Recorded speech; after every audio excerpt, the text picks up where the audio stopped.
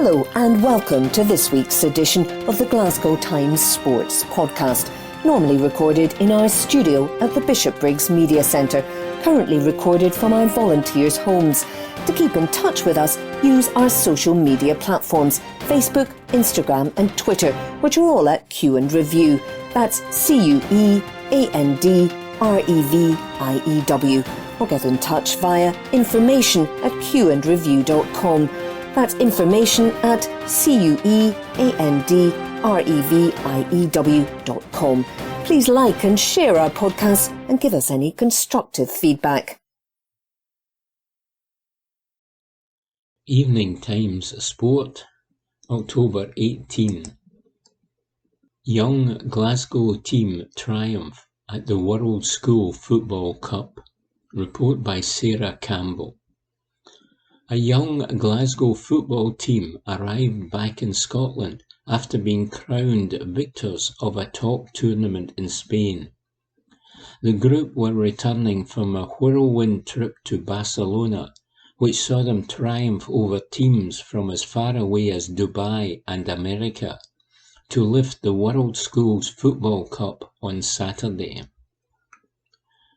The talented youngsters were the only Scottish team to enter the two-day tournament, representing the All Saints Secondary School in Barmulloch. Stephen McQuaid, a teacher who accompanied the boys, said, "We are absolutely ecstatic. We made it to the semi-finals of the competition back in 2019, but this time we won the final 2-0. It was great to see the boys play together. They gelled together so well and managed to get the result that we were after. It was tough to play in a heat that they weren't used to, but they managed to score many goals and dig deep for the victory.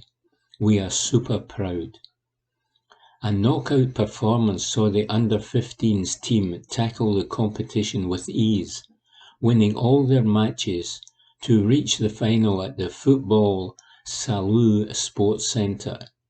The unforgettable trip was made possible by the support of the local community and teachers at the school, who were determined to see the team succeed. Mr. McQuaid added, "We had a lot of support from our head teacher in the 6 months leading up to this weekend. We also had bucket collections at Celtic Park to help pay for the travel and kit. All of the parents have been really involved as well. It was great to be able to take the cup on the plane home with us."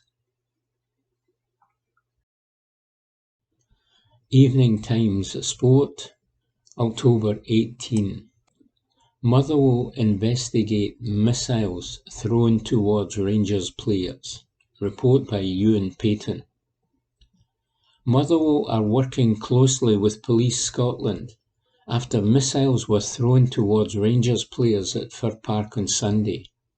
Photos emerged from the weekend's game, which showed vapes being aimed in the direction of the Rangers players. An investigation was launched in the aftermath of the game by Motherwell chiefs. Now the Scottish Sun report that CCTV evidence is being pored over following the ugly incidents during Sunday's match. The report states that Steelmen bosses are prepared to hand out the toughest form of punishment to those who are found guilty. This could include indefinite stadium bans, with one 15-year-old already reportedly banned as a result. The objects were launched from a section of the John Hunter stand, closest to the Tommy McLean stand, which housed the travelling Rangers support. Antonio Cholak and Borna Barisic could be seen expressing their anger to referee David Dickinson over the missiles. The report states that SPFL delegate Tim Love is expected to highlight the situation in his match report. It is said that Rangers are content that Motherwell and Police Scotland will deal with the matter. Report by Ewan Payton. Evening Times Sport, October 18. Fred Couples Conquest, a reminder, age no barrier to success, says Nick Rodger. There was a momentous showpiece occasion in the Rodger household at the weekend. Amid giddy scenes of hand-rubbing anticipation that really should have been accompanied by the rousing 20th Century Fox fanfare, we put the central heating on. Not for long, but on nevertheless. And what a ruddy racket it made, as its various pistons, cylinders, pulleys, and valves clanked, clonked, clunked, and clattered into action. It sounded a bit like one of the antiquated hulks raised in billowing chuff-chuffs of steam that you'd get on an episode of Fred Dibnah's Industrial Age. Talking of cherished vintage contraptions, did you see that the enduring Fred Couples won on the Champions Tour in the USA at the weekend? The man nicknamed Boom Boom, which was actually the din I was expecting to erupt from my boiler as I dried some cimmets, shot a remarkable closing round of 60 at the age of 63. It was a magical effort from Couples, and it led to his first win in 1,939 days. Funnily enough, that will probably be the time that elapses before this correspondent tentatively shoves the heating on again. In this game, for all ages, Couples Conquest was another reminder that the advancing years are never a barrier to success. It remains one of golf's wonderful attributes. On this side of the pond, meanwhile, Scotland's own golden oldie, Paul Lawrie, was savouring his second victory of the season on the over-50s Legends Tour after a playoff triumph at the European Senior Masters in Spain. The 53-year-old still has plenty to give on the competitive front, but his noble and well-documented endeavours to bolster the game in his homeland roar on too. This week, his Tartan Pro Tour development circuit stages its Tour Championship at Carnoustie, created amid the tumult of the pandemic to provide playing opportunities for golfers after numerous schedules on the lower tiers of the pro game were decimated. The domestic mini-circuit continues to go from strength to strength. In that inaugural season of 2020, it put on 6 events.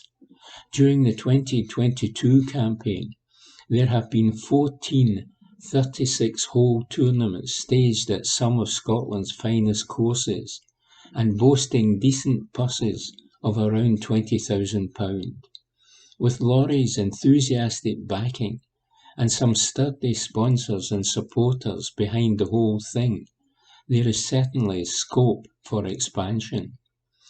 As Laurie's Tour hosts its season-ending event and reflects on another year of buoyancy, the PGA Europro Tour's own season finale in Ireland this week will be its last ever event before the doors get shut on a 20-year-old operation. As we scribbled about in this column a couple of weeks ago, the sudden announcement that the third-tier Europro Tour would be closing down generated the kind of stunned looks of bewilderment you get every time Liz Truss steps up to a lectern.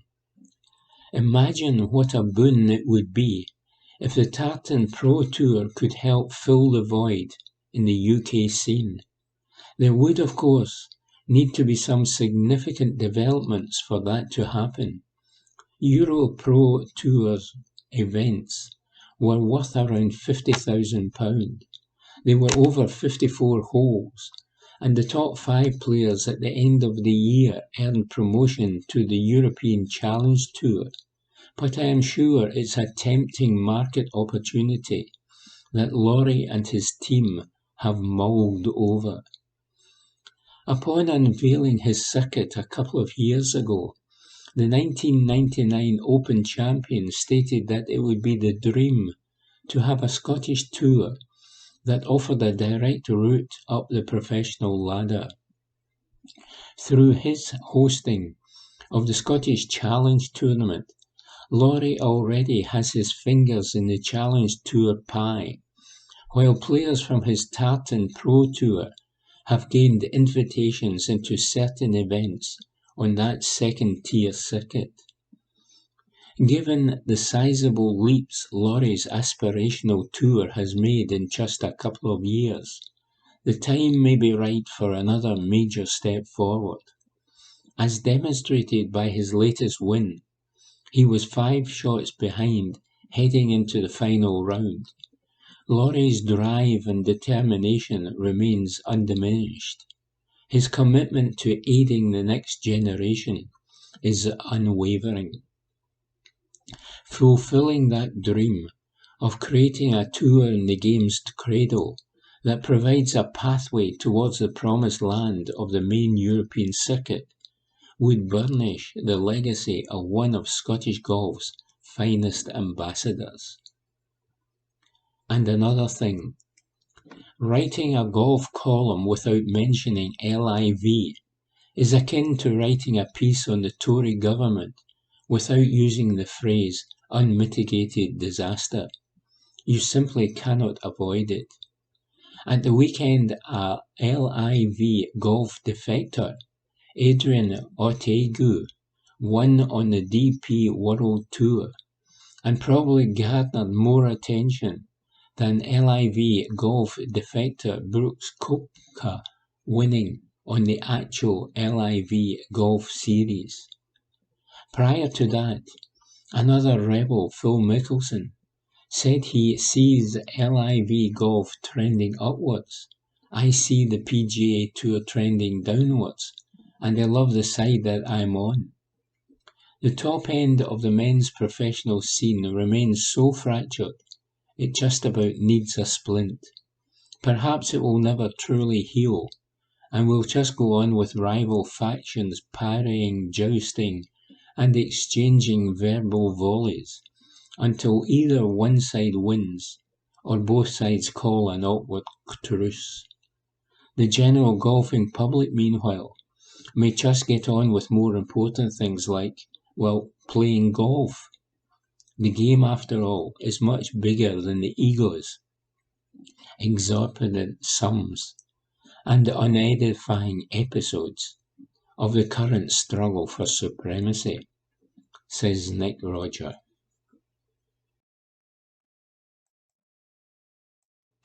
Evening Times Sport, October 18. Rangers Liam King to avoid retrospective action. Report by Ewan Payton. Rangers starlet Leon King looks set to avoid any retrospective action following his tackle on Motherwell's Stuart McKinstry at the weekend. The Rangers defender was shown a yellow card by referee David Dickinson for bringing down the 20-year-old as he burst towards Alan McGregor's goal.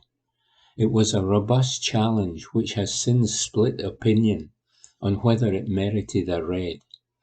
Since Sunday's game, King has been left waiting to see whether Scottish FA's compliance officer would cite him over the tackle. However, the Daily Record report that the 18-year-old can rest easy, with a review of the incident concluding that no further action was required. SFA chiefs have until today to act upon any of the weekend's action if they feel necessary. King will enjoy increased game time over the coming weeks, with Connor Goldson, Philip Helander and John Souttar all out injured. Report by Ewan Payton. Evening Times Sport, October 19. Hickey ruled out of World Cup. Report by Ewan Payton. Scotland have been dealt an injury blow with the news that Aaron Hickey will be out until after the World Cup. Of course, Steve Clarke's side will not be in Qatar in 1 month's time. However, his men do face a friendly match against Turkey in November. This would have presented Clarke with another opportunity to see what Hickey could do in the starting 11 after impressing against Ireland and Ukraine. They will need to try somebody else in the right or left wing-back positions though, with the 20-year-old ruled out with injury until mid-December. The 20-year-old moved to the Premier League in the summer from Bologna for a fee believed to be around £18 million, and he has enjoyed a good start to life in London, turning out as a regular starter for the Bees. He featured in all of their league matches this season until he was forced to sit out the 2-0 win over Brighton due to an ankle injury picked up in training. Confirming the bad news, Thomas Frank said, "Unfortunately, it's not short term. He will be out until the World Cup as well as teammate Montes Janssen. He twisted his ankle and the ligament has been damaged." Report by Ewan Payton. Evening Times Sport, October 19. Celtic looking for talent everywhere. Report by Graham McGarry. Ange Postecoglou says that Celtic are scouring the world for talent as he looks to get his January transfer business done early yet again.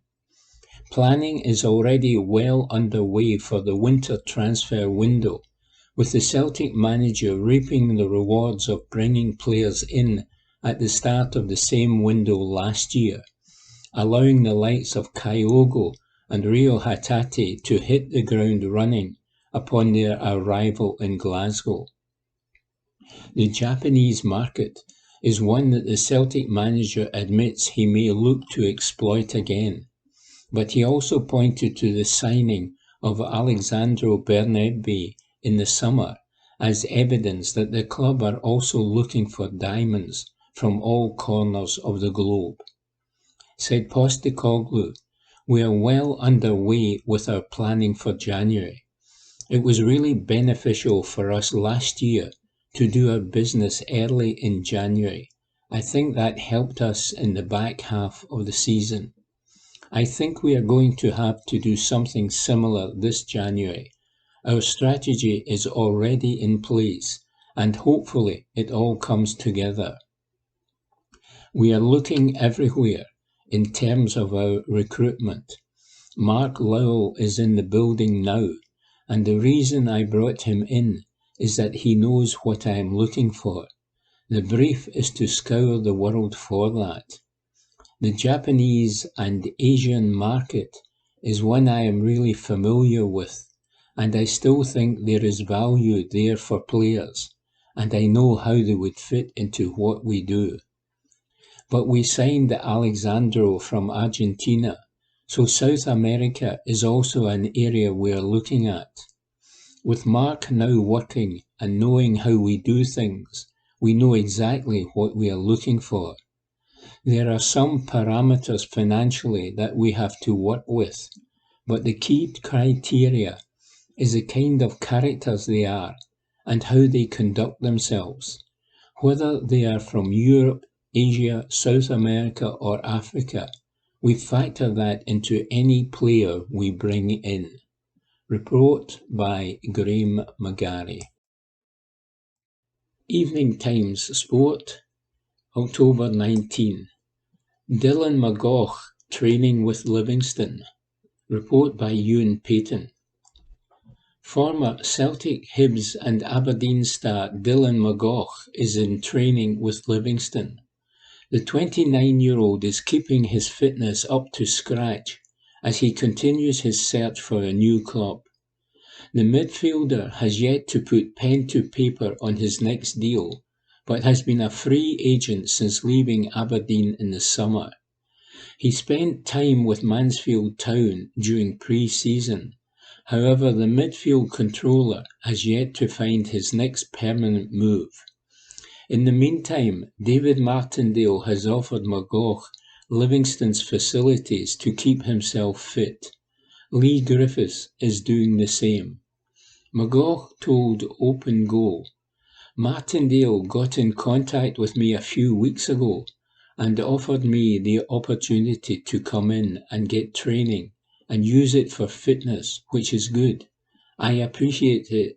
Hopefully, when I get a team, I'm ready to go." To be honest, we've not really spoken about a deal. It was just about coming in and getting fit and see where I am. I don't know in football, things change, and they might get a few injuries or whatever, and he might change his opinion. But he was just letting me know that I can come in and get fit, and then when I step in somewhere, it will be good. I've had a few offers, but nothing that I'm jumping at, so I've done the waiting game, and now I'm at the stage where I need to get something sorted. I hope I get something sorted soon. Report by Ewan Payton. Evening Times Sport, October 19. Rangers to wear special jersey against Dundee tonight. Report by Ewan Payton. Rangers' home jersey will look slightly different tonight when they host Dundee at Ibrox. Giovanni Van Bronckhorst's men are in quarter-final action in the Premier Sports Cup, and the Light Blues will be aiming to join Kilmarnock in the last four of the competition. Tonight, the club will not display their main sponsor's logo on the front of their shirts. 32 Red Online Casino have sponsored the front of Rangers shirts for several years.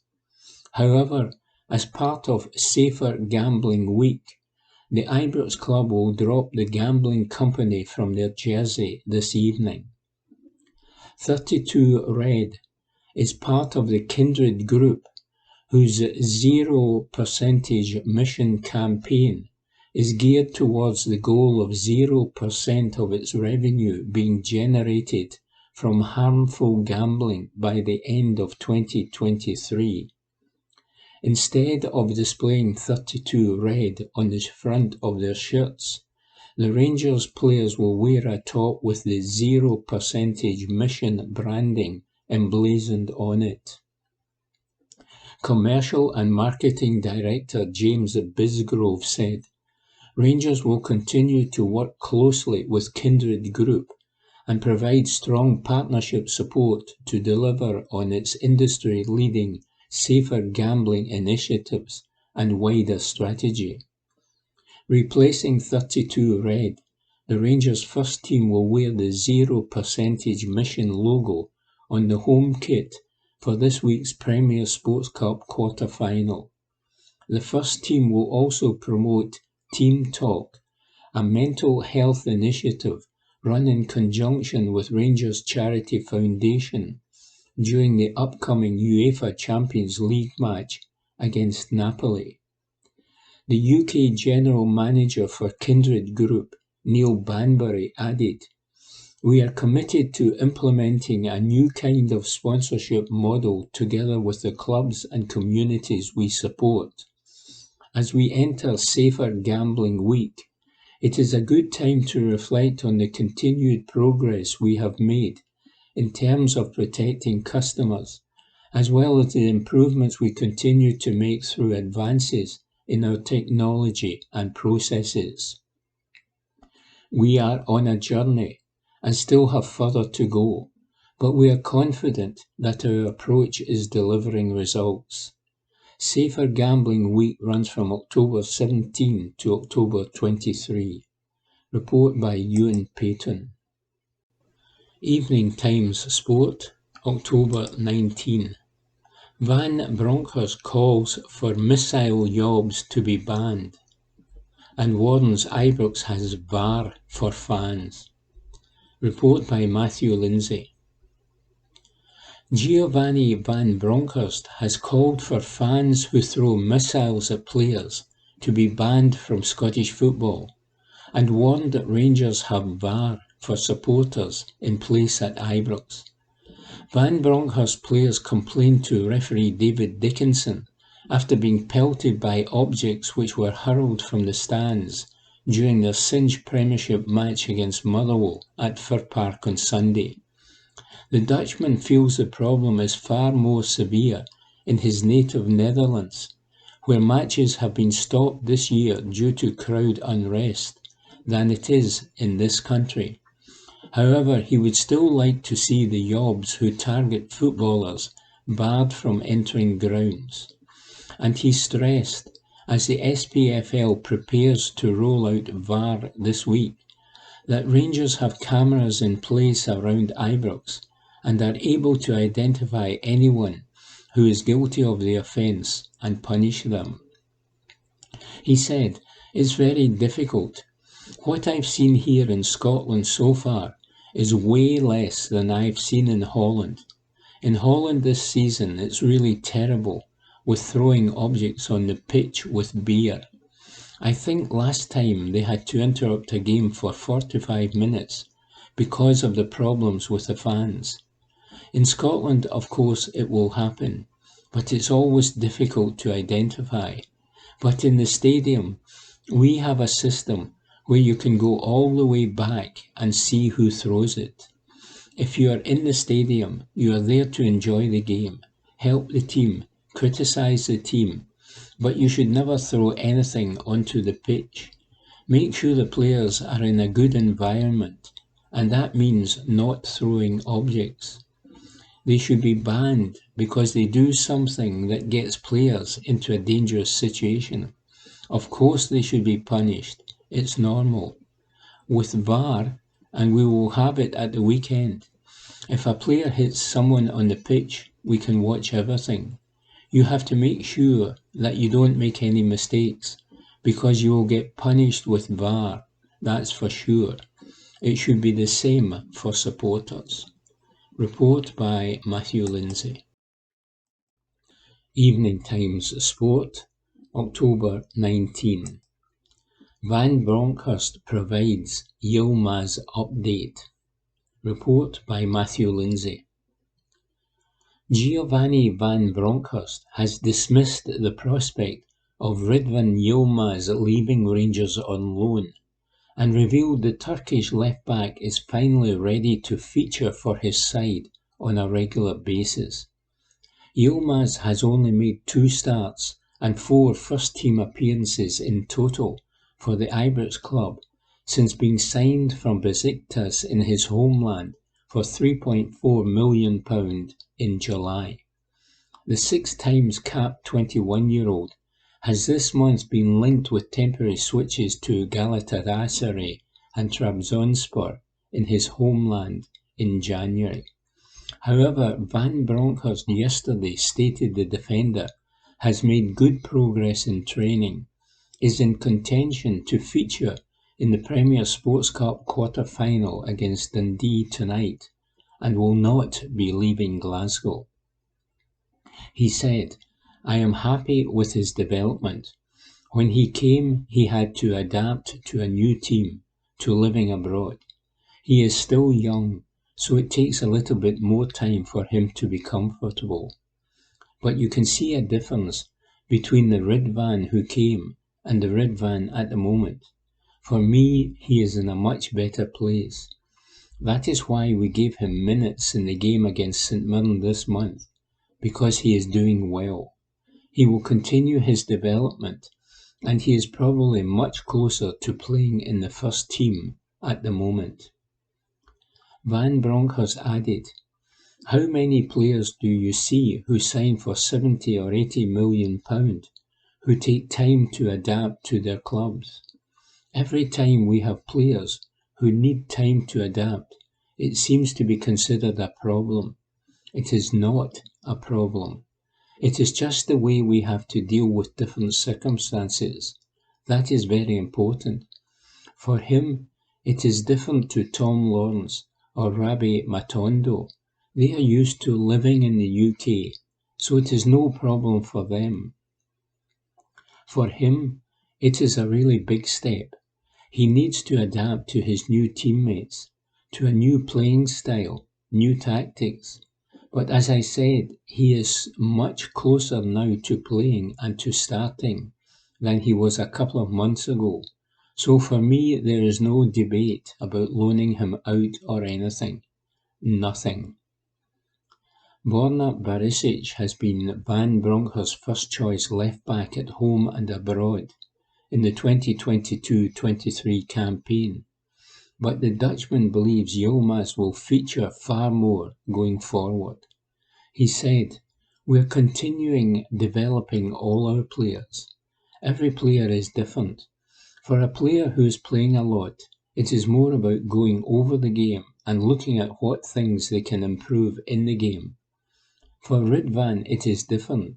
It is more about making sure he understands the tactics and knows where to be in certain moments. For him, that's important. He did not speak good English when he came. He is improving that, so he is able to communicate now with his teammates. That is something you have to take into account as well before we let him play." Asked if he would start against Championship club Dundee at Ibrox this evening, Van Bronckhorst said, "Yes, he is close. I can start him, no problems."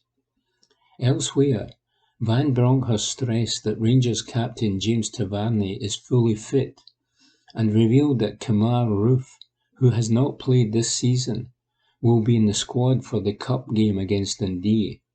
He also stated that Alex Lowry, who suffered an injury in a game against Dumbarton in August, had played for the B team. Report by Matthew Lindsay.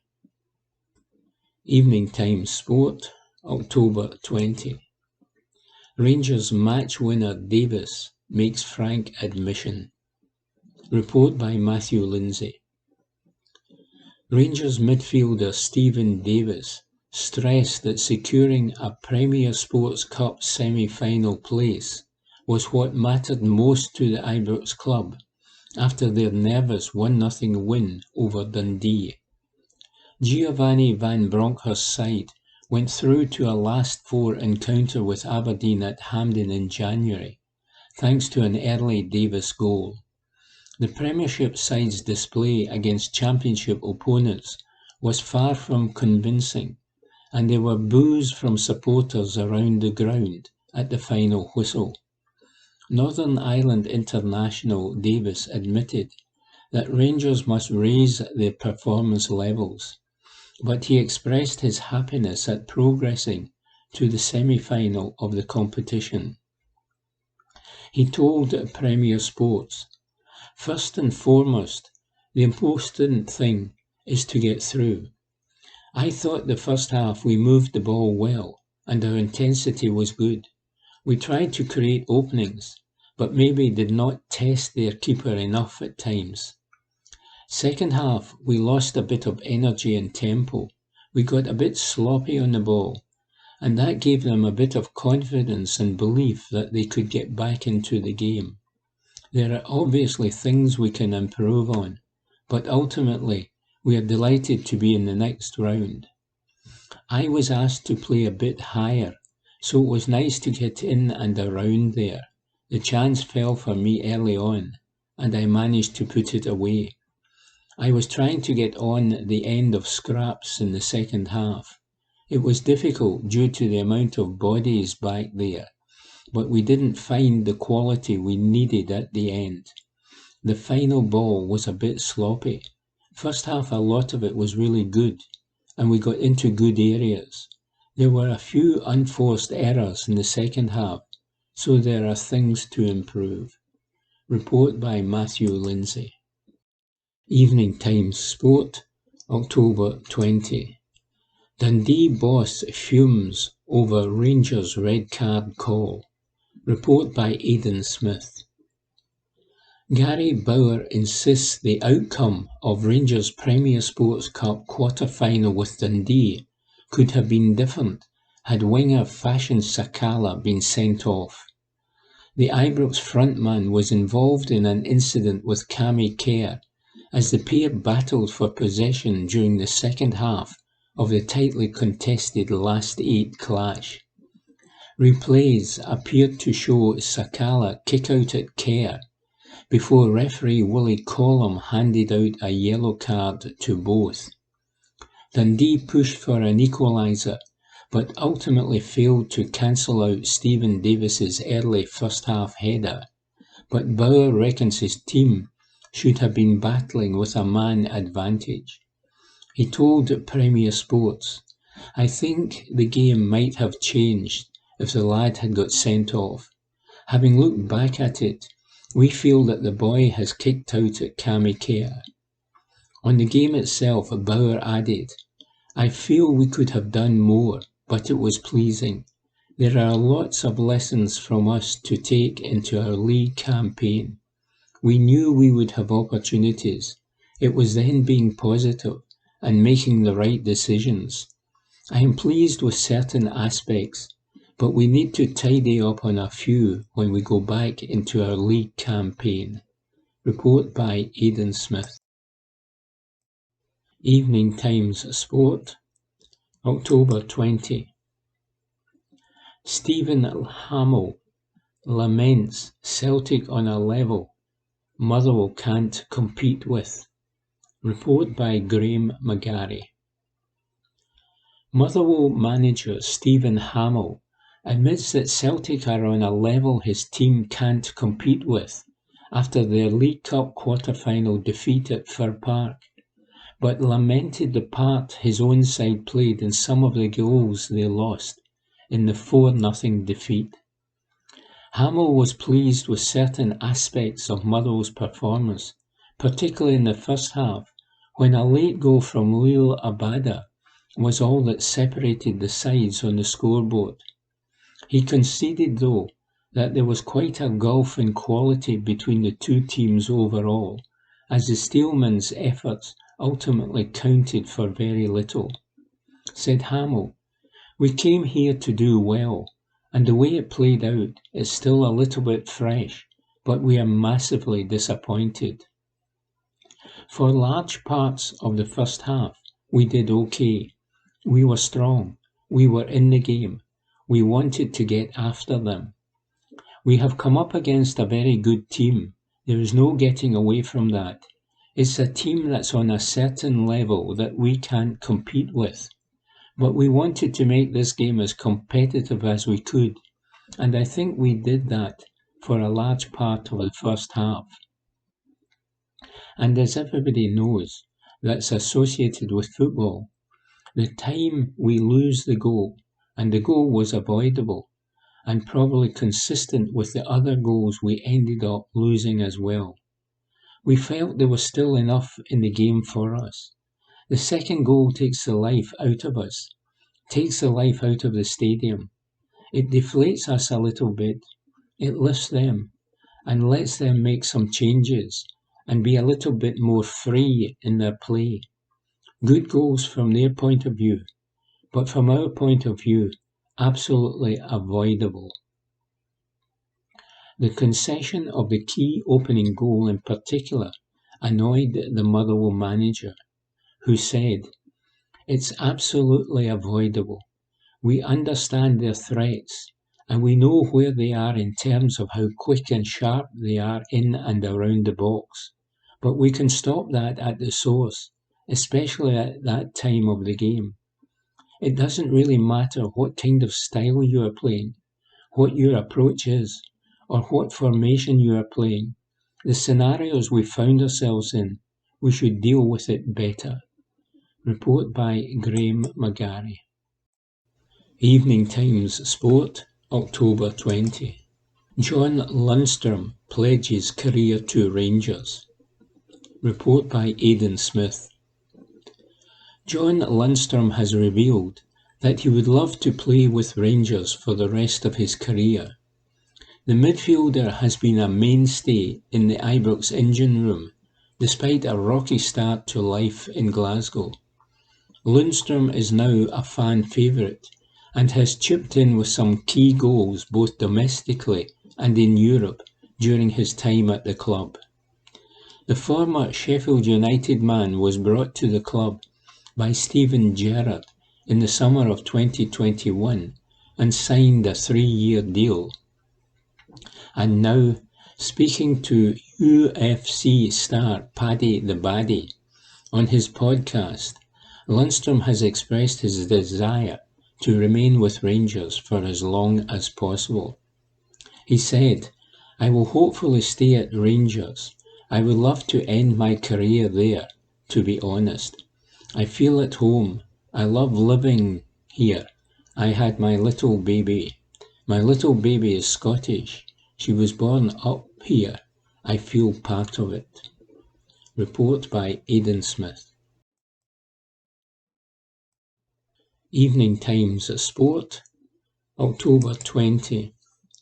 Postecoglou explains reasoning behind Celtic team rotation. Report by Graham McGarry. Ange Postecoglou has revealed his tactic for avoiding awkward conversations with his players over his team selections, saying he simply puts the starting 11 up on the board and walks away. The Celtic manager, though, had a serious point to make about the strength of his squad after the mauling of Motherwell that put them into the League Cup semi-final, as well as the selfless attitude of his players that contributes to their success.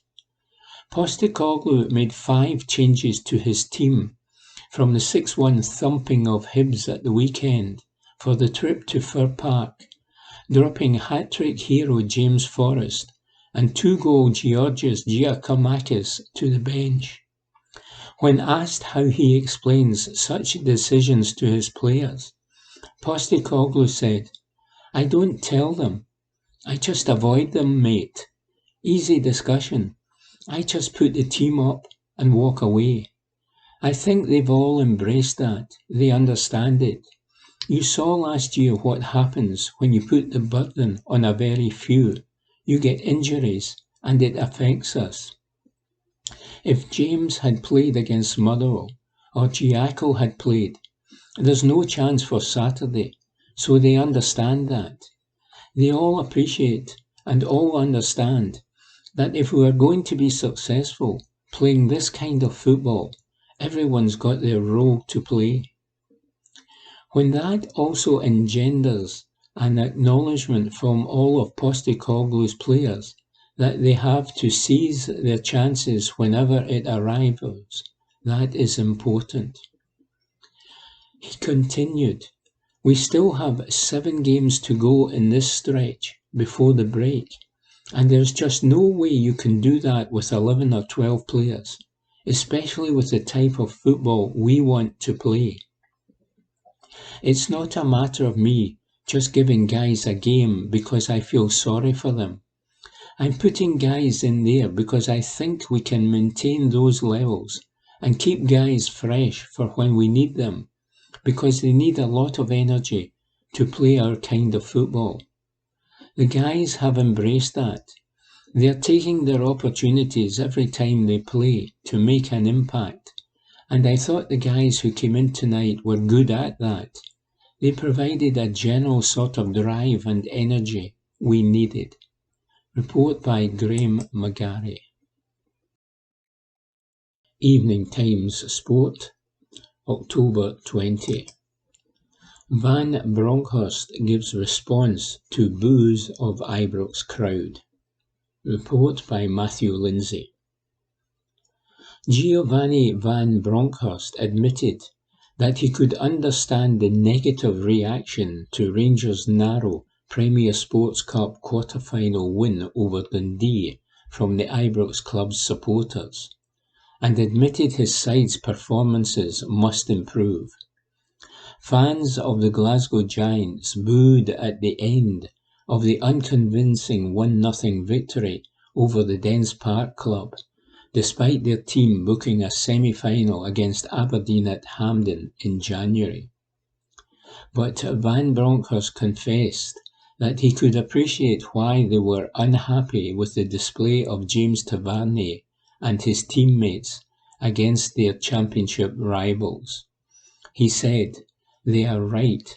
I wasn't happy either. When you play well, you get the applause. But when you don't play well at a club like Rangers, they should boo you. We need to know and feel that the performance in the last half an hour is not good enough, and we need to improve. Tomorrow, we need to analyse the game and speak to the players who underperformed and make sure it doesn't happen again on Saturday when we play Livingston. We are through to the semi-finals, but we cannot be happy with the performance. We needed to rotate, and it is positive we are through to the semi-final, but I'm not happy with the way we played. In the last 25 minutes, we dropped our levels, and we didn't have any good movement. I wasn't happy at all with our performance. We have some injuries, so we need to keep everyone fresh. Everyone needs to perform and play well when they come in. It's not always easy when you have not played a lot of games. I know that. Still, when you play for Rangers, in these moments you have to be there and perform. That's what we need to improve. You're never happy after a bad performance, and the crowd reacts to it, which they have every right to. All I can do, is keep working hard with my players to make sure we are improving and can make the fans proud. We are still there in the league, working and fighting to become champions. We are still in the cup competitions, but obviously you'll also be honest and see when the performances are not well. You have to improve. Report by Matthew Lindsay. Evening Times Sport, October 21. Brendan Rodgers launches fierce defence of Steven Gerrard after Aston Villa sacking. Report by David Irvin. Brendan Rodgers has leapt to the defence of former rival Steven Gerrard after he was sacked by Aston Villa. The ex-Celtic manager shared his bitter disappointment after news broke that his former Liverpool player had been relieved of his duties. Gerrard was sacked by Villa Chiefs last night after a 3-0 defeat to Fulham. The result leaves the club languishing in 17th in the Premier League, with just 9 points from the opening 11 matches. But despite the tricky start to the season, Rodgers defended Gerrard as he bemoaned the lack of stability and patience for managers, insisting Gerrard would have turned things round had he been given more time in the Villa dugout. Rodgers said, "I am bitterly disappointed for Steven because he did a fantastic job at Rangers. He got the opportunity to come to the Premier League, and I assume ambitions are to be up there in European football. It just seems the way of it now that every day a manager is losing his job or under threat to lose the job. Stability and patience seems to be running out in football. So I'm really disappointed because I believe given time and with that patience, he could have got them to where he wanted them to be and where the club wanted to be." Report by David Irvin. Evening Times Sport, October 21. Kyle Steyn set for return for Glasgow Warriors. Report by David Barnes. There was some good news for the Glasgow Warriors coaching team this week. Amid all the call-offs for Saturday's match against the Lions in Johannesburg, due to injury, illness and international squad demands. A few players did come back into the selection mix, including recently appointed club captain Kyle Steyn, who has been a frustrated bystander since the 48th minute of the United Rugby Championship Round 2 clash against Cardiff due to a hamstring tear. He explains, "We thought it was something really minor, that would get better as the week went on. I started the Cardiff game, but could feel right away that I had nothing in the tank. I scraped together whatever I did, 50 minutes or so, and then we got the scan back, and that made it seem like I was going to be out for 4 months. We went straight for a second opinion on that, as it didn't match up with what we were seeing. Luckily, the second opinion came back and said I'd only be looking at 4 to 5 weeks. So it went from 0 to 100 to pretty much almost 0 again, pretty quickly. It's been frustrating, but that's just part of the game. You have to get on with it. At training, I kind of left the rest of the squad to their own devices. When asked how he coped with the situation from a captaincy perspective, one of the best things about having a leadership group is I can still meet with them a lot and do a lot of work with them off the field.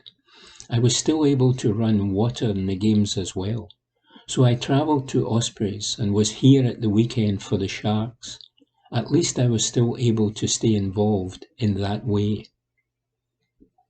Of all the games to stage his comeback, the Lions is perhaps the best possible on a personal level, given that it is in the town where he was born and raised, before studying at Stellenbosch University, and then briefly playing Currie Cup for the Griquas in South Africa's Northern Cape province, ahead of his switch to Glasgow, the city his mother hails from, back in 2018. He agrees, "I've got family and friends at the club, and it's a place where I played a lot of rugby, which is good. There's a sense of familiarity in that.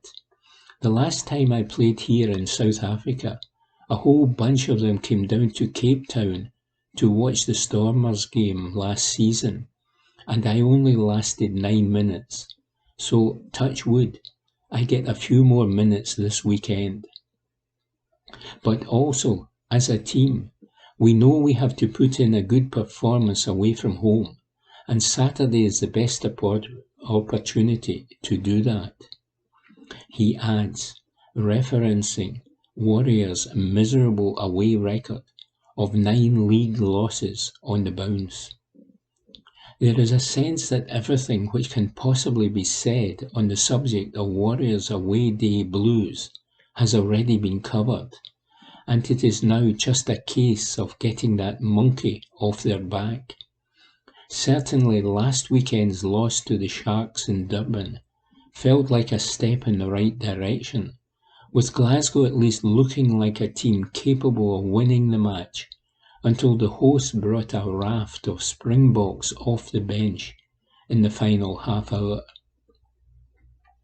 Lions don't have the same sort of star-studded firepower to call upon as the Sharks, but they are no mugs, currently sitting 5th in the URC table and having defeated Edinburgh 22-19 at the Dam Health Stadium a fortnight ago.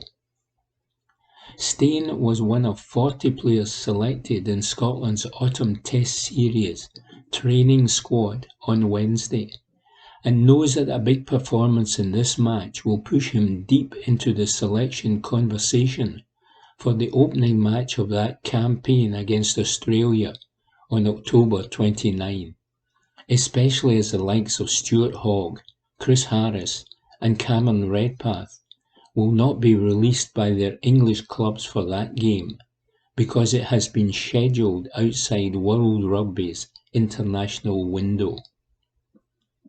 He confirms, "I have chatted to the Scotland coaches a little, on and off, but I just have to put that to the back of my head. A performance this week will help, but it's for Warriors first and foremost. Report by David Barnes. Evening Times Sport, October 21. Bill Mata still central to Edinburgh. Report by Stuart Bathgate. William Mata signed for Edinburgh in late 2016 with no clear plan of how long he was going to stay.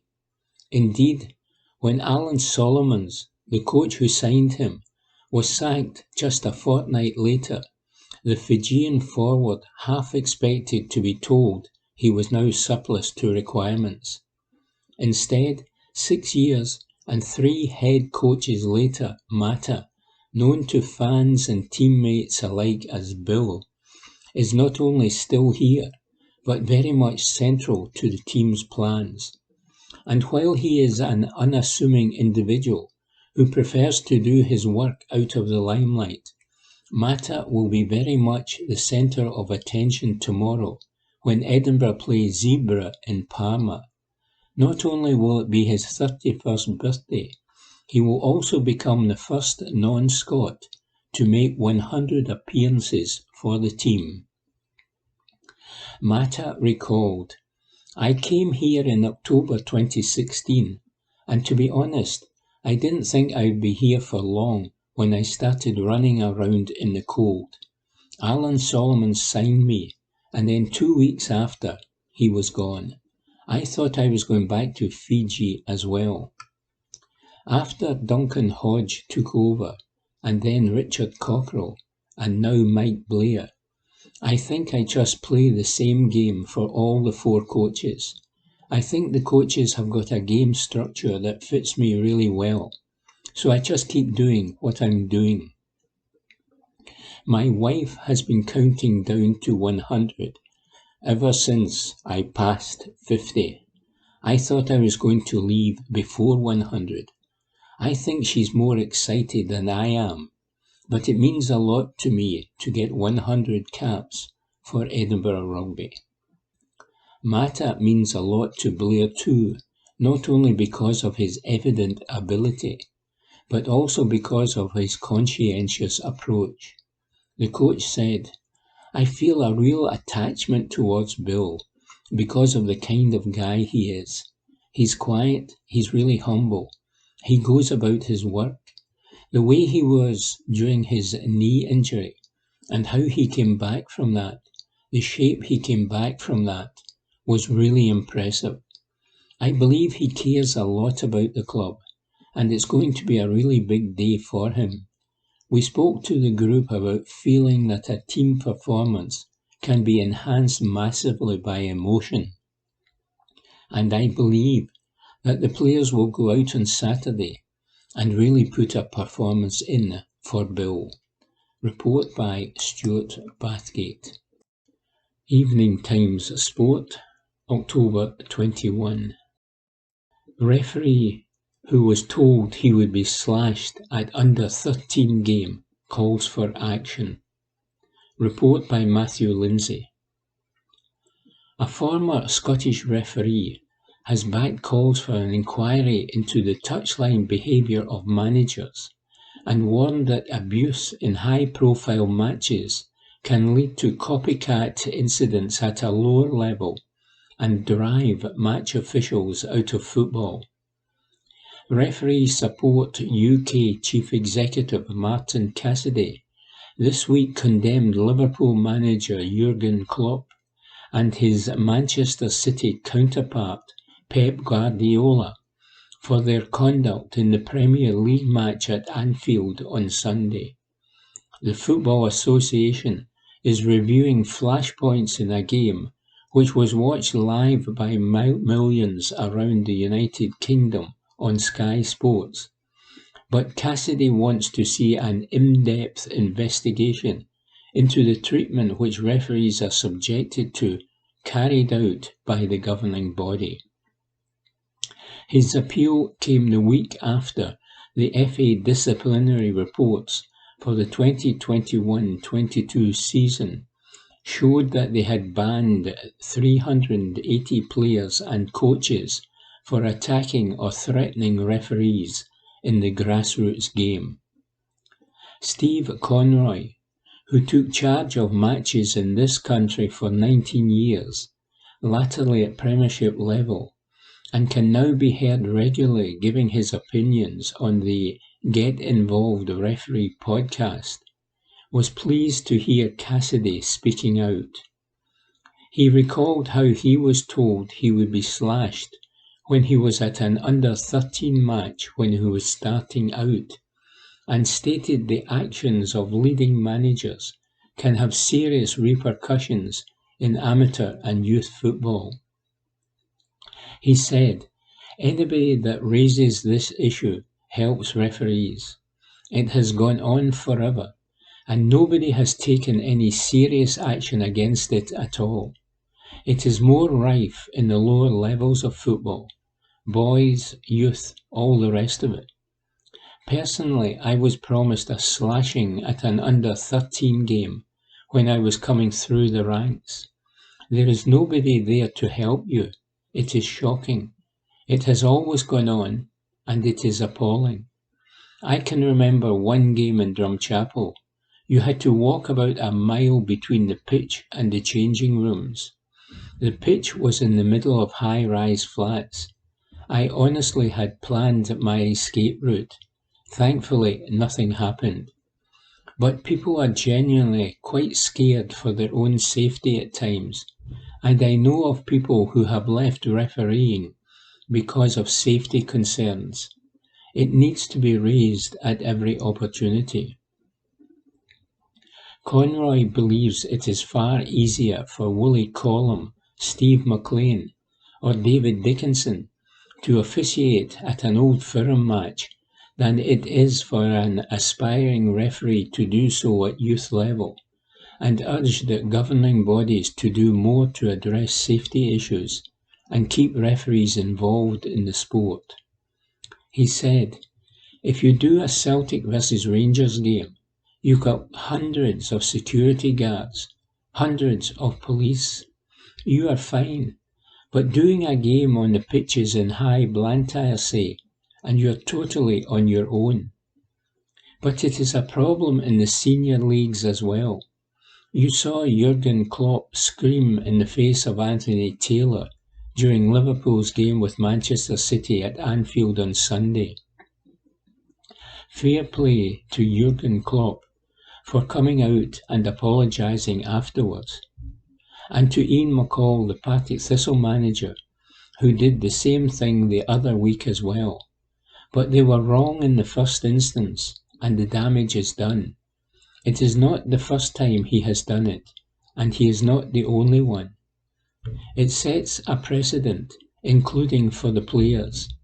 If the boss, the leader of the organisation, deems it fit to be right in the face of a match official, to show complete disrespect for the referee, his authority, and for his own safety, if players, supporters and parents see that, they think it's okay for them to do that. You have to start somewhere, so pick the low-hanging fruit and deal with people in the junior ranks. That is where assaults are more likely, and where referees' safety is more at risk. They don't have stewards. They don't have police. I don't think the authorities have taken the problem seriously enough or taken enough action on it. Report by Matthew Lindsay. From the Glasgow Times, Saturday the 22nd of October 2022, from the sports section, Hearts 3, Celtic 4.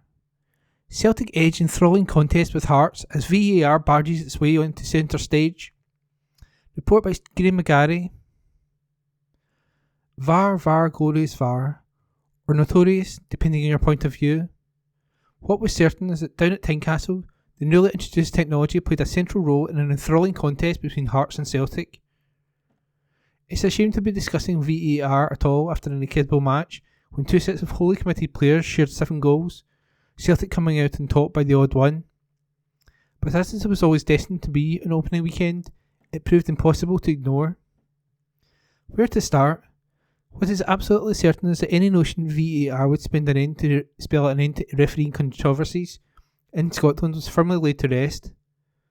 It showed its worth in getting one penalty call correct for Hearts that referee Nick Walsh somehow missed, and showed its limitations as it was bizarrely ignored for a clear handball in the area that should have seen Celtic awarded their own spot kick moments later.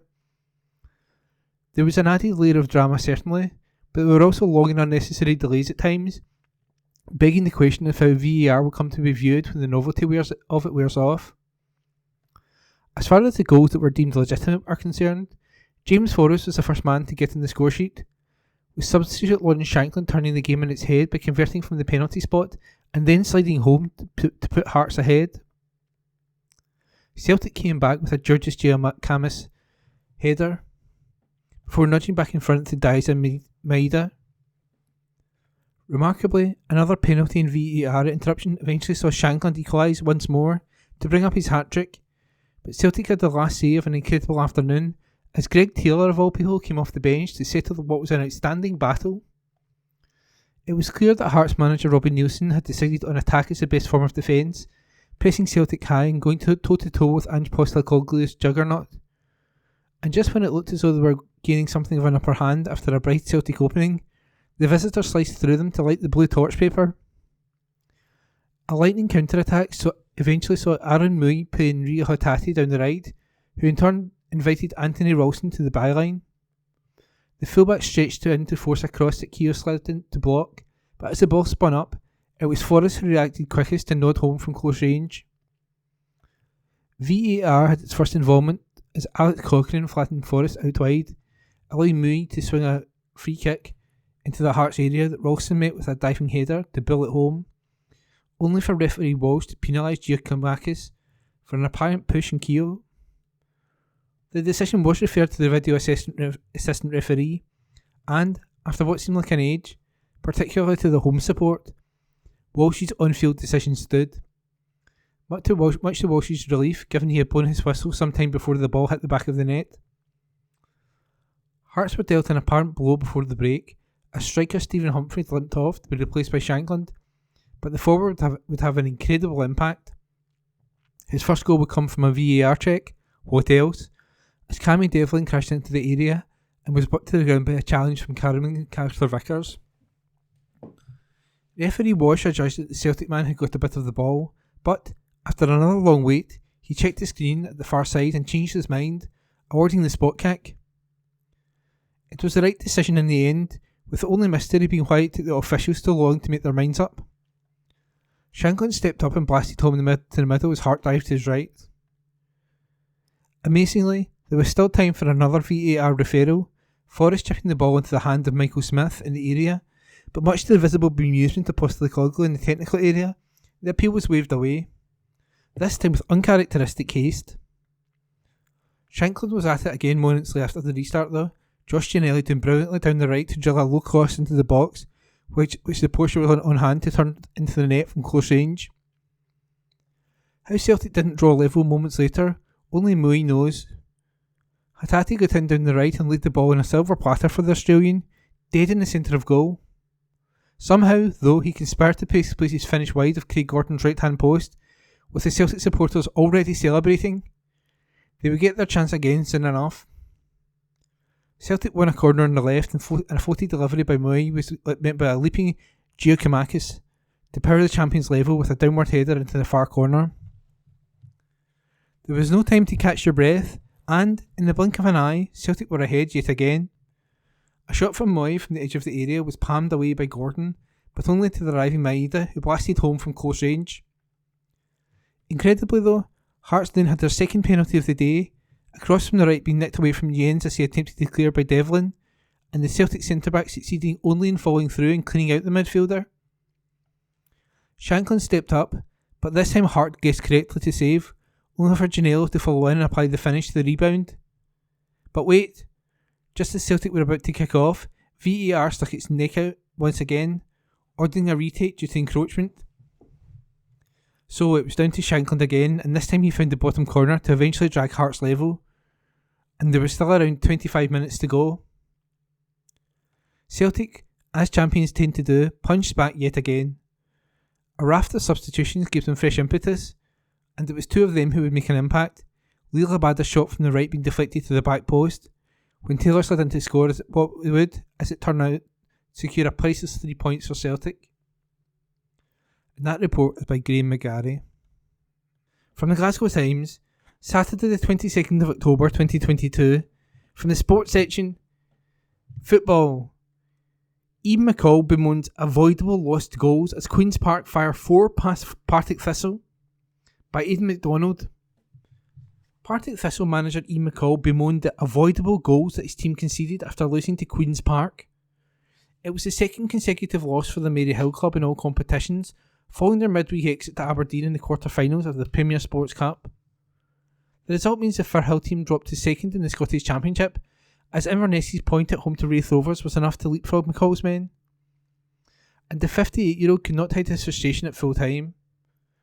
"I did not see that result coming, and after the first half," he said, "I thought we were excellent in the first half, after the first 5 minutes, and should have scored 2 or 3 before half time. After they get their goal from the set play, we became ragged. We went for it and put 2 strikers on, and I don't know if that was a mistake, but we certainly looked tired after that. Maybe that is because we allowed them to sit in, and they counter-attacked really well. Their last 2 goals were very much avoidable from our point of view." The result was Thistle's first defeat at home in the league this season, and McCall felt his side lacked a clinical edge. He continued, "Even in the second half, we had chances to score, so it was a really sore one. What is important now is how we react in our next game. If we get a positive result, then we go back up top." During the opening stages of the fixture, it was the visitors who enjoyed the bulk of the early possession, with Thistle goalkeeper Jamie Snedden doing well to tip a curling effort over the bar 5 minutes in. The hosts began to grow into the game, though, and this pressure culminated in them winning a penalty after Spiders defender Lee Kildare was judged to have handled the ball in the area. However, Aaron Muirhead was unable to convert the spot kick as his attempt hit the post. Moments later, against the run of play, Owen Coyle's men took the lead through Tommy Robson. The fullback was played in behind thanks to a superb pass, and he slotted the ball past the Giants keeper 25 minutes into the match. Scott Tiffany became the closest to the home team finding a reply before half time, after he forced a great save from Queen's Park shot stopper Callum Ferry. Despite this, it was the visitors who went into the break 1-0 up. There were no changes for either team at the start of the second 45 minutes, but this soon changed when Tiffany limped off soon after the restart to be replaced by Cammy Smith. The forced substitution did little to change the complexion of things for Partick Thistle, though, as in the 51st minute, the Spiders extended their lead. Jack's keeper Snedden miskicked the ball, which led to Coilsman getting a corner, and defender Stephen Ease headed home to put the away side 2-0 up. Soon after, the fixture was over as a contest when forward Josh McPate's calm finish gave the away side a 3-goal cushion. Misery was compounded for the Firhill faithful when the striker got his second to make it 4-0 with a fabulous finish. It was a decisive victory for Coyle's team in the end, and the Queen's Park boss was delighted at his men's performance as they ended their run of 3 games without a win in style. The Spiders are now in 3rd place, and the former Republic of Ireland international was full of praise for his players. He said, "I think the second half is the best we have been this season. We have won the game 4-0 and scored 4 very good goals. We were the better team, there's no argument about that. We managed to strike the balance both defensively and offensively. The 4 goals were nice, but I'm happier with the clean sheet. I thought our quality of football was excellent today." And that report was by Aidan MacDonald. From the Glasgow Times, Saturday the 22nd of October 2022, from the sports section, football. Rangers 1, Livingston 1. Injury time John Lundstram's strike salvages a sorry draw against 10-man rivals. By Matthew Lindsay. An injury time John Lundstram goal salvaged a point for Rangers in their cinched Premiership match against Livingston at Ibrox this afternoon. But this sorry draw allowed Celtic, who had started the day 2 points clear of their city rivals at the top of the table, to forge 4 points clear. A Joel Newell strike in the 4th minute gave David Martindale's side, who had failed to triumph on their 20 previous visits to the Govan ground, the lead. Giovanni Van Bronckhorst's team dominated the encounter thereafter and applied relentless pressure to their opponent's goal. But they were unable to convert any of the scoring opportunities which they created against their 10-man adversaries until the very death. Lundstrom finally netted and ensured his side avoided an ignominious defeat when he volleyed a Kent chip beyond Chamal George in the 91st minute. Rangers had the chance to move back to within 2 points of their city rivals, who had beaten Hearts 4-3 at Tynecastle earlier, in the table again with a win. But they could have no complaints about the final scoreline. The home supporters made their displeasure at the result, which has increased the pressure on manager Van Bronckhorst, well known at the final whistle.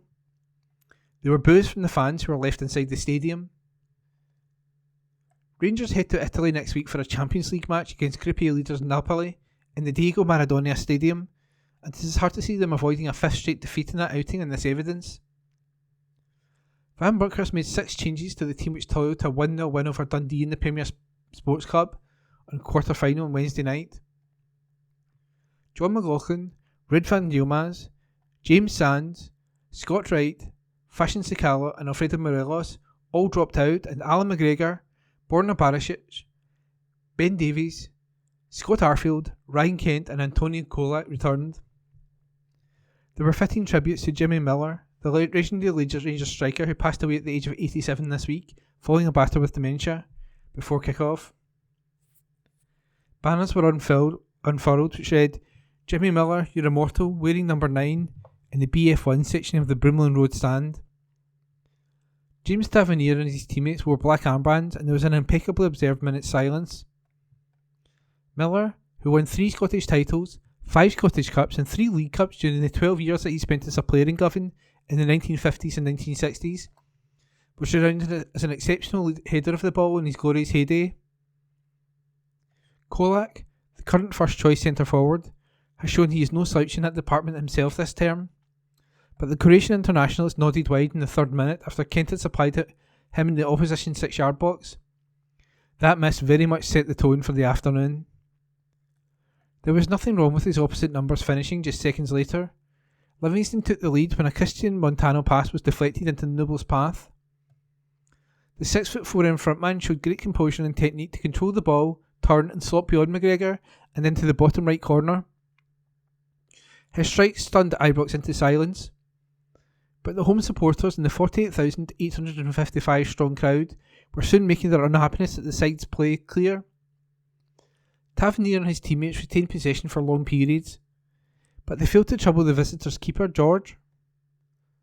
Breaking down rivals who positioned 9 outfield players in and around the penalty area when they had the ball proved to be problematic.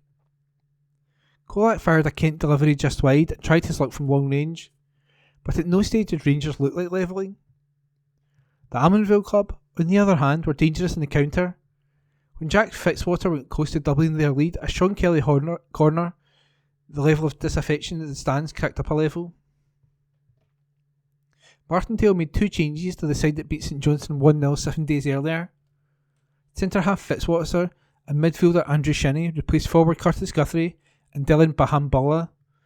His ultra-defensive approach may not be especially attractive to watch, but it is certainly effective. Van Bronckhorst made 2 substitutions at half-time. James Sams took over from Leon King at centre-half, and Stephen Davis made way for Rabbi Matondo. The Dutchman was clearly hoping that the winger could provide a much-needed spark in the final third, but Jackson Longridge, who came on when Montano limped off injured at the end of the opening 45 minutes, nullified the threat which he posed on the right flank effectively.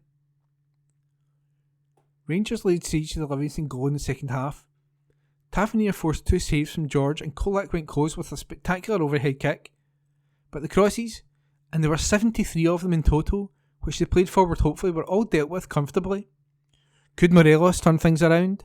There was a huge clear when the Colombian replaced Arfield with 25 minutes remaining, but not even playing with 2 strikers could help Rangers restore parity. There was a VAR check in the 77th minute after Morgan Boys brought down Morelos.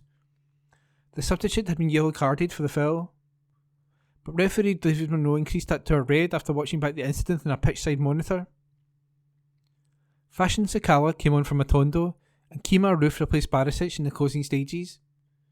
Nicky Devlin and his fellow players continued to defend for their lives, but they could do nothing about the volley that Lundstram smashed into the top corner in injury time. And that report was by Matthew Lindsay. Evening Times Sport, October 24. Celtic star Jota named in Portugal Provisional World Cup squad. Report by Aidan MacDonald. Celtic winger Jota has been named in Portugal's Provisional World Cup squad. The winger had been flying for the hoops this season before a recent injury, and his form has gained him a place on the list of 55 players hoping to make it to the tournament in Qatar. International coach Fernando Santos will cut this number by half when he names his 26-man squad for next month's showpiece. Santos' team are in a group with Ghana, Uruguay and South Korea. The former Benfica man represented his country all the way up to under 21 level and is still in search of his first senior cap. He does face stern competition for a place on the plane though, with Portugal having the likes of Cristiano Ronaldo and Atletico Madrid's João Felix to choose from in terms of the forward positions. However, with injuries to Liverpool's Diogo Jota and Wolves attacker Pedro Neto, there may be an opportunity for the Parkhead man to make the final cut. The 23-year-old winger has 5 goals and 5 assists in 12 appearances for Ange Postecoglou's men this season. Report by Aidan MacDonald. Evening Times Sport, October 24. Ali McCoist fears for Rangers ahead of Napoli clash. Report by Aidan Smith. Ali McCoist has admitted that he could end up behind his couch as he watches Rangers in Champions League action against Napoli this week. The Light Blues will return to action after a stuttering week saw them booed off the park against both Dundee and Livingston. Champions League football now returns, and Rangers have to hope of a result against their Italian opponents to ensure the European journey continues this term. McCoist is not confident though, and he has shared his fears for his former side and Giovanni van Bronckhorst. Speaking on TalkSport, he said, "My thoughts are that I am going to be watching that particular encounter from behind the couch, through fingers over my face. Rangers have already suffered heavy defeats in Europe to Napoli, Liverpool and Ajax. Van Bronckhorst knows that Napoli away could be the toughest of the bunch, and he has admitted that he will need to lift his team. He explained, "It is a big game against really good opponents. At the moment, maybe one of the best teams in Europe. They are leaders in Serie A. They are strong, but it is also a big opportunity for us to overturn Saturday's performance in that game on Wednesday, because we need to get something out of the game to have the slight chance to go further in Europe. It is going to be difficult, but first of all my focus is to pick the right team and start in the right manner and make sure we do everything we can to get a good result." Report by Aidan Smith. Evening Times Sport, October 24. Ali McCoist on Gerrard Rangers return verdict. Report by Aidan Smith. Ali McCoist believes Steven Gerrard's Rangers ship has sailed, ruling him out of a potential Ibrox return in the future. The Liverpool legend was sacked by Aston Villa last week and is now on the hunt for a new managerial position. With pressure mounting on Van Bronckhorst, Some fans and pundits have floated the idea of Gerrard returning to Rangers. But for McCoist, he feels fans would be fully split if the former boss returned to the club. Responding to Jamie O'Hara on TalkSport, he said, "No, I think that ship has sailed. I think it would be absolutely splitting down the fans. I really do. It would be split. It might surprise some. I think a lot of people would take him back with open arms. But I think there's still a bad taste in some of the supporters' mouths with the way it ended. I think that ship has sailed, but there is no doubt Giovanni is under a bit of pressure." Report by Aidan Smith. Evening Times Sport, October 24. Ian McCall will always cherish Queen's Park spell. Report by James Kearney. Queen's Park will always hold a special place in Ian McCall's heart. The Glasgow club were the first to take a punt on the Partick Thistle manager as a player and offer him first-team football, and the 58-year-old is adamant that the Spiders gave him a platform that acted as a springboard for his entire football career. McCall was given a rude awakening into life as a professional player with Queens. Their manager at the time was a certain Mr. Eddie Hunter, but he believes the famously angry coach gave him the kick up the backside that his career needed. The Thistle manager recalled, "I was toying with the idea of doing something else, and I went to live with my friend in the West End of Glasgow. I was going to go to university, to be a sports writer, believe it or not. Eventually, I started playing for the uni team, and I got myself really fit. I wrote a letter to Hamilton, Thistle, and Queen's Park. Queens wrote back to me and said to come in for training, and a week later I was in the first team. I had 2 magnificently enjoyable seasons there. I don't doubt that Eddie gave me the career I had. I'm not saying it was great, it was mediocre, but he gave my career because he provided me with that hunger. I'm not daft enough to know he didn't have that effect on everybody. I think he scared a lot of players shitless, but he was great for me. Eddie Hunter, goodness me. I remember after 17 minutes against Stirling Albion at Hampden, Eddie came out of the dugout. I was itching because it was a wet pitch. And he shouted, "McCall, you wee allergic, stop scratching." He also told me I could be the quickest substitution ever, and I was. I was taken off after 42 minutes. McCall continued, "I got to tour the world. I was selected for a team called the Middlesex Wanderers, which was a Great Britain amateur select. We got to go to Indonesia, Sumatra. I have got fabulous memories, and there was sadness when they turned professional, but I think it was probably the right call." Queen's Park rose up the SPFL pyramid in recent years, and that has led to some unflattering comparisons to Gretna's unsustainable surge up the leagues over a decade ago. But McCall, for one, isn't having it. He added, "I hear a lot of people giving it the Gretna stuff about Queen's, but it's a club very dear to my heart.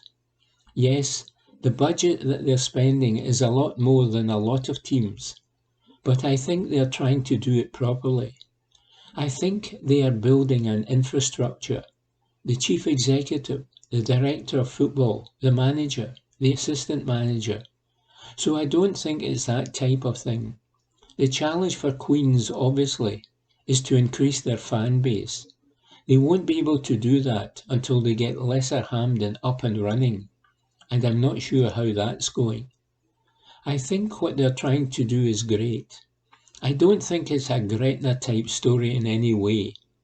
I know that's been labelled at them. Report by James Kearney. And that was this week's Glasgow Times Sport podcast, normally recorded in our studio at the Bishopbriggs Media Centre, currently recorded from our volunteers' homes with the publisher's kind permission. Thanks for listening.